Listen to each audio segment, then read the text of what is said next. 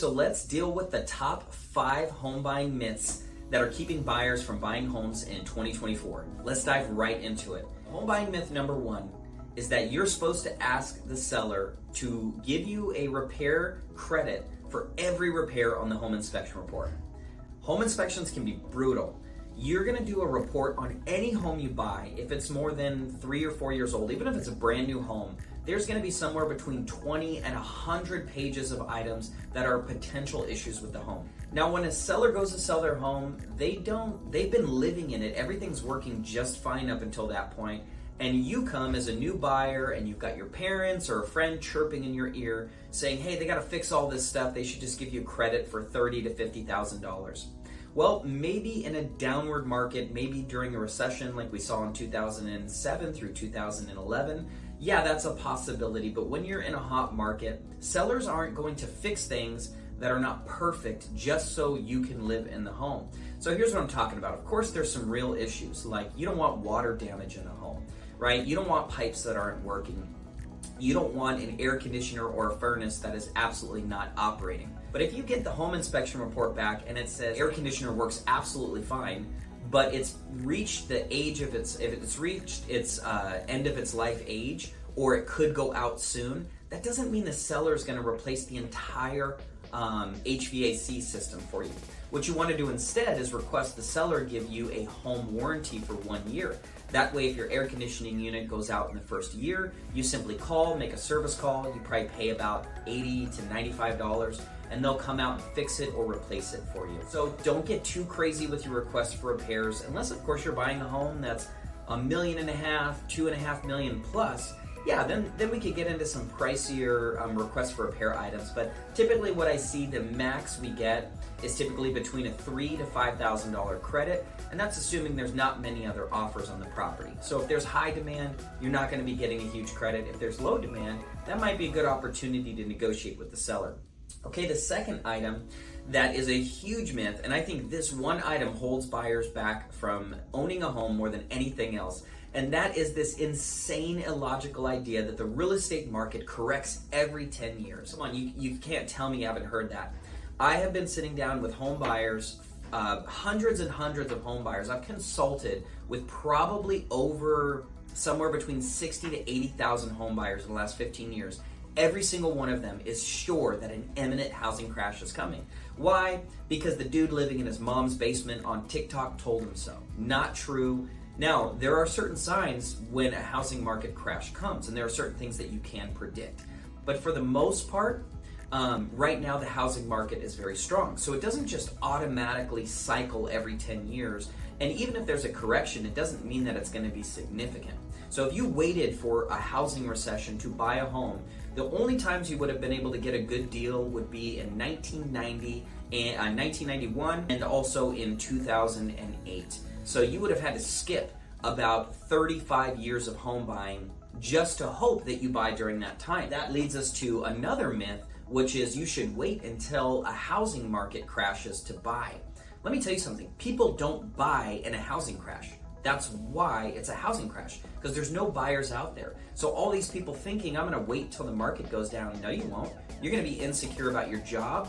There's gonna be deflation. There's gonna be loss of job. There's gonna be all sorts of scary things that are way scarier than buying the home and the market actually crashes. So most people are very conservative during a housing crash, and they are not going to go out and spend $500,000 or $1 million on a home. So quit thinking that. It's absolute insanity. Instead, what you want to do is you want to wait for the right market opportunities.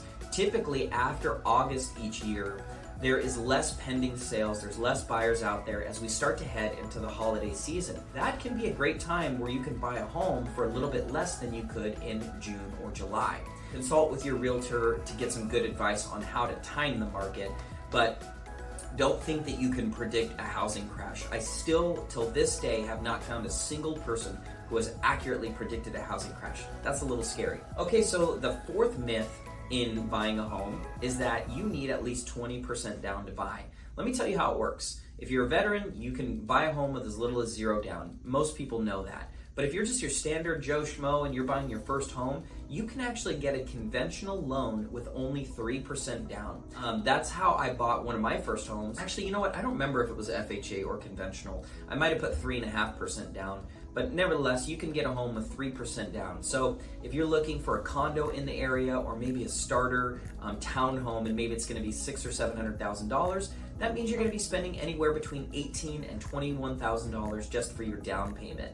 Considering the potential equity benefits here in Orange County, California, that is not a really large amount. I mean, a lot of people have $18,000 to buy to potentially get in the market with. So if you're thinking, you know, hey, in the next 5 years, this home could potentially go up 20% value.